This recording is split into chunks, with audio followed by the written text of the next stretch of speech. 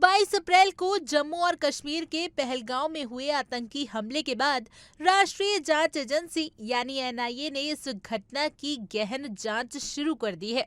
अब तक की जांच में कई नए और चौंकाने वाले तथ्य सामने आए हैं।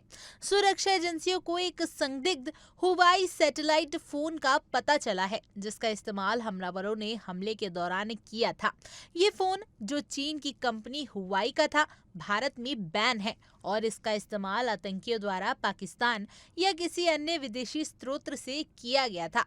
सूत्रों के मुताबिक इस फोन का उपयोग आतंकियों ने कम से कम 4 बार अपने हैंडलर्स से संपर्क करने के लिए किया था, लेकिन हमले के समय इलाके में बड़ी संख्या में पर्यटकों की मौजूदगी के कारण आतंकियों ने ड्रोन के माध्यम से हमला करने में सफलता नहीं पाई। हालांकि इस दौरान ये हमला एनक्रिप्टेड ऐप्स के जरिए अपने हैंडलर्स से लगातार संपर्क बनाए हुए थे, जिससे इस बात का खुलासा हुआ है कि ये हमला सिर्फ स्थानीय आतंकियों का नहीं, बल्कि एक अंतर्राष्ट्रीय साजिश का हिस्सा है।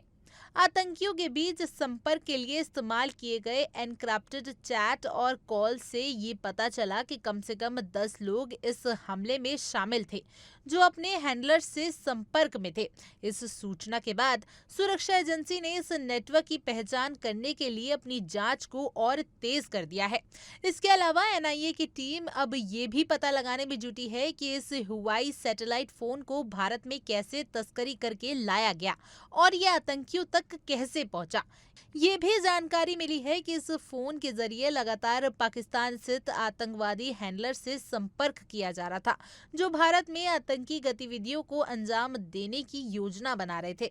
इस जांच के दौरान ये भी सामने आया कि पहलगांव हमले में शामिल आतंकवादी संगठन एक संगठित नेटवर्क चला रहे थे।